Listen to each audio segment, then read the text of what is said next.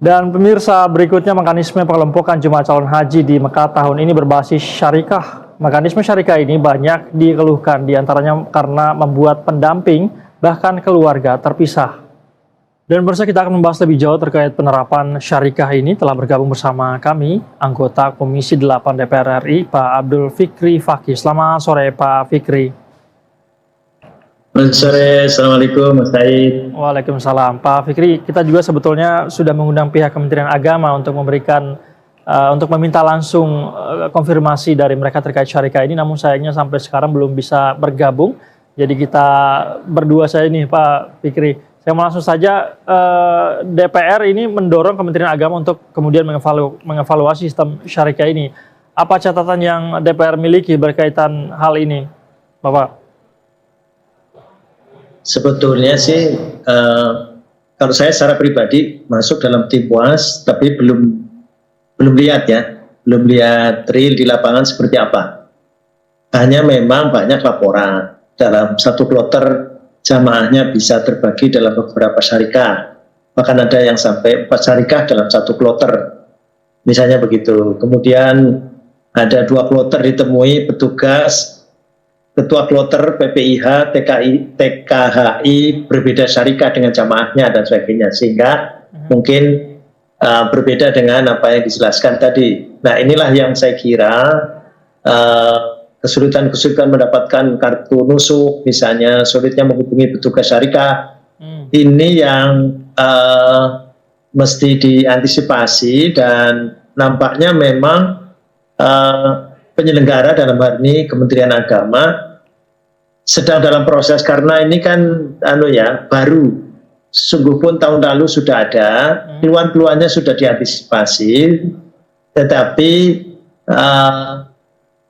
sekarang banyak hal yang baru, seperti pemerintah Saudi yang sangat ketat memberlakukan, misalnya visa itu nggak ada toleransi, visa umal juga tidak dipakai, kemudian sehingga sangat sangat ketat. Nah, ini yang perlu penyesuaian, dan mungkin ada kekagetan, ada beberapa hal yang mungkin masih terjadi tadi.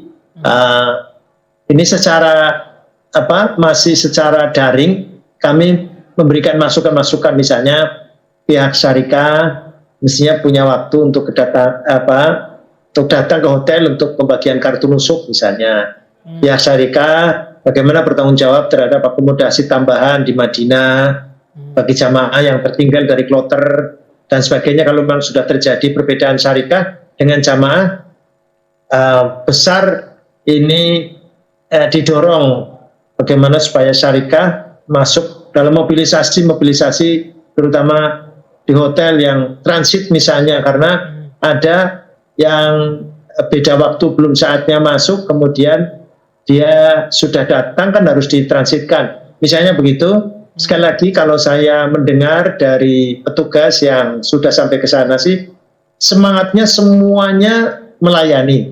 Hanya memang karena punya tanggung jawab masing-masing, syarikah kan harus bertanggung jawab juga kepada misalnya manifest di bis itu. Kalau yang tidak ada di manifest itu, maka diminta turun. Kadang-kadang memang ada yang tertulis suami istri, bisnya beda, misalnya begitu. Nah, sesungguhnya ketika mau berangkat, masih di Indonesia ini, itu juga terjadi, tetapi bisa disesuaikan, dan akhirnya bisa diatur ulang. Saya menemui misalnya di Jawa Tengah, itu ada Brebes, Cilacap misalnya, itu bisa pembimbing dengan jamaahnya bisa-bisa. Tetapi setelah diproses bersama dengan KBI, HU, dan sebagainya, dengan Kementerian Agama, dan hal ini Kanwil Jateng misalnya, terus akhirnya bisa bersama lagi. Nah, setelah di sana, itu sistem syarikah ini memang tahun lalu ada kendala-kendala, tapi kendalanya secara umum keterlambatan catering dan sebagainya. Jadi syarikah hanya sebagai provider secara umum, mereka bersama-sama, tidak ada kendala-kendala teknis yang seperti sekarang ini. Tapi sekarang ini lebih detail, kenapa? Karena memang pemerintah Saudi menerapkan hal lain, yaitu mensortir orang yang betul-betul memang tasrihnya itu tasrih haji, bukan tasrih umal atau apa yang lain dan sebagainya. Jadi inilah yang mengakibatkan saya kira ini masih ada waktu dan pihak-pihak penyelenggara dalam hal ini Kementerian Agama bisa komunikasi dengan pihak syarikat dan kemudian nanti bisa disesuaikan. Nanti kan ada berita-berita karena masih ada misalnya karena sudah terlanjur naik kemudian suruh turun tapi kopernya masih di situ sehingga akhirnya kopernya sudah sampai Mekah,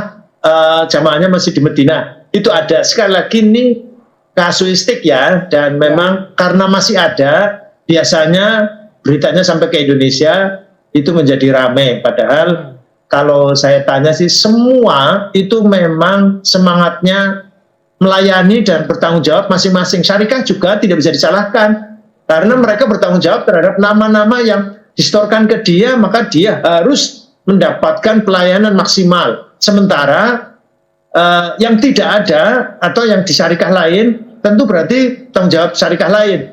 Nah ini yang mengkoordinasikan antara syarikat yang satu dengan syarikat yang lain, itulah yang saya kira fungsinya Kementerian Agama. Begitu Mas Said. Oke, tapi Pak Fikri sejauh ini apakah pihak Kementerian Agama juga sudah mungkin memberikan laporan kepada Komisi 3? Apa kemudian langkah-langkah yang diambil? Apakah ada apakah ada sesuatu yang sedang dikerjakan oleh Kementerian Agama untuk mengatasi keluhan-keluhan ini, Pak Fikri? Iya, tadi saya semua yang keluhan-keluhan dari sana dan saya juga konfirmasi ke petugas haji yang saya tahu gitu, kemudian terkonfirmasi ternyata benar, maka kemudian langsung ditindaklanjuti dan mereka quick respon kok. Jadi saya kira sampai sekarang karena ini kan hari-hari yang awal ya, kalau nanti di puncaknya ini berbahaya. Mumpung sekarang kalau ada keluhan ya saya kira disampaikan dan Kementerian Agama atau penyelenggara ini nggak usah tipis telinganya, sudah saya kira harus didengar kemudian ditindaklanjuti mumpung belum peak season. Kalau sudah tanggal 8, tanggal 9, waktu Arafah, 10 dan sebagainya, itu kan luar biasa. Saya kira masing-masing harus sudah berjalan sesuai dengan mekanisme yang direncanakan. Sekarang kalau ada keluhan segera langsung ditangani dan saya tadi juga mencoba untuk menyampaikan ke Direktur Haji Dalam Negeri, kemudian Direktur Haji Luar Negeri, semua direspon dan bahkan Pak Dirjen sudah merespon, dikoordinasikan Pak Fikri, langsung ini ya, kita koordinasi kalau ada keluhan-keluhan dan masih ada perbedaan atau pelayanan. Kalau saya tanya tadi sekali lagi ke petugas yang kebetulan sudah di sana sih, sesungguhnya semangatnya sama. Sebenarnya syarikat itu kan kepengen berprestasi. Jadi nama-nama yang ada di manifest yang diberikan kepada dia, semuanya tidak boleh ada yang terlantar atau apa. Tapi dia tidak memikirkan bahwa ternyata ada irisan dengan syarikat lain. Nah itu yang pihak lain mestinya yang mengkoordinasikan satu dengan yang lain. Itu saya kira. Berarti ini hanya kasuistik begitu ya, Pak Fikri, tidak terjadi secara besar-besaran di sana ya keluhan semacam ini? Seperti itu. Jadi saya masih melihat, jadi ada bahwa kalau ada keluhan itu ada ya, dan sekarang sedang terus dikoordinasikan oleh Kementerian Agama gitu, dan secara umum ya saya belum lihat real di lapangan ya. Laporannya seperti itu kan, laporannya 1, 2, 3, 4 begitu. Jadi tapi Pak Fikri, apakah hal ini juga sebenarnya sudah sempat dibahas nggak sih ini dulu sebelum pada saat pembicaraan persiapan pelaksanaan ibadah haji di Kementerian Agama dan Komisi 3 tentu beberapa kali melakukan rapat begitu ya. Apakah berkaitan dengan sistem syarikat ini juga salah satu hal yang diantisipasi dalam pembahasan rapat saat itu?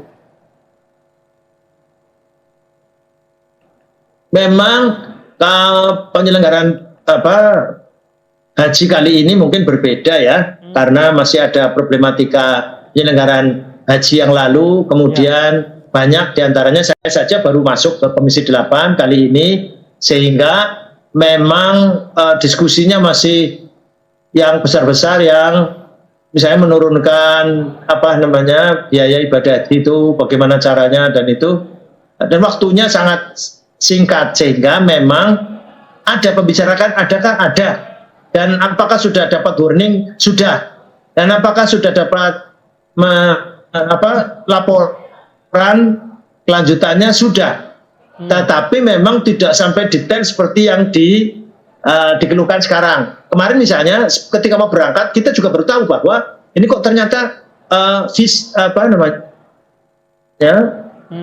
manifest itu disesuaikan dengan nomor visa gitu. Wah, ini kacau ini, akhirnya banyak ternyata memang tidak semua daerah seperti itu, dan akhirnya bisa diatur.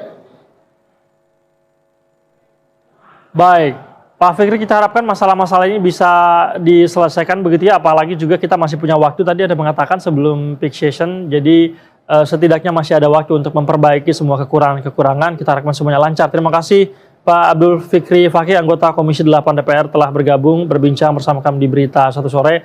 Salam sehat, Assalamualaikum.